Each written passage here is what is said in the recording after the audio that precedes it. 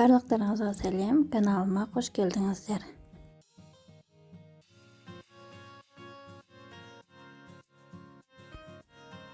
Үй температурасында майымызды миксерлеп аламыз. Жұмыртқаның сарысын қосамыз.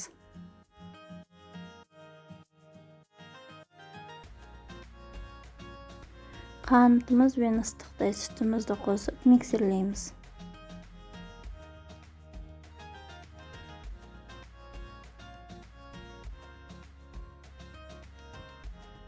Кукуруз крахмал мен қопсытқышымызды қосып араластырамыз.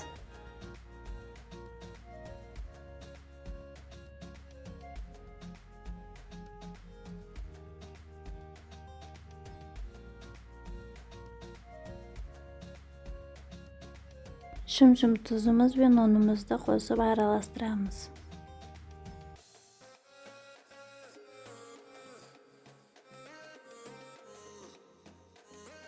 Ванильді қантымызды қосып, нанымызды илеп аламыз. Нанымыз қолға жабыспауы керек. Аздаған ұнымызды сеуіп, нанымызды жайып аламыз.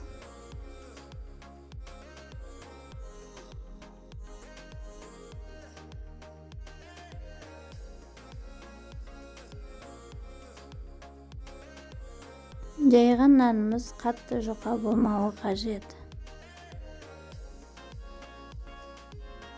Домалақ формамызбен нанымызды кесіп аламыз.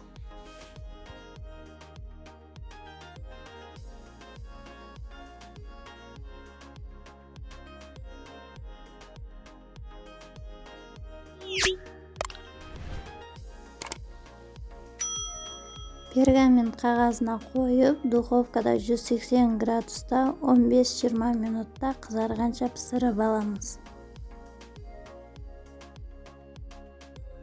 Кондитерлік қапшыққа вареный сгущенкамызды салып, печеньеміздің бір бөлігіне осылай жағып шығамыз.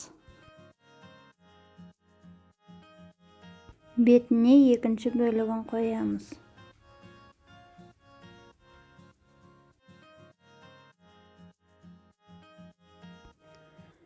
Дәл осылай барлығын жасап шығамыз.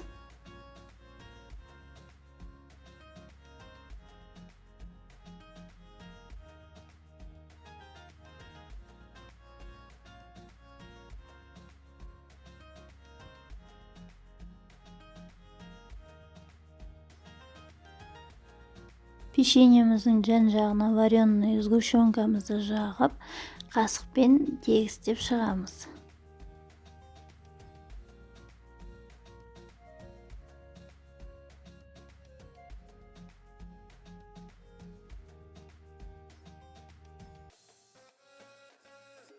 Кокос ұнтағына матырып аламыз.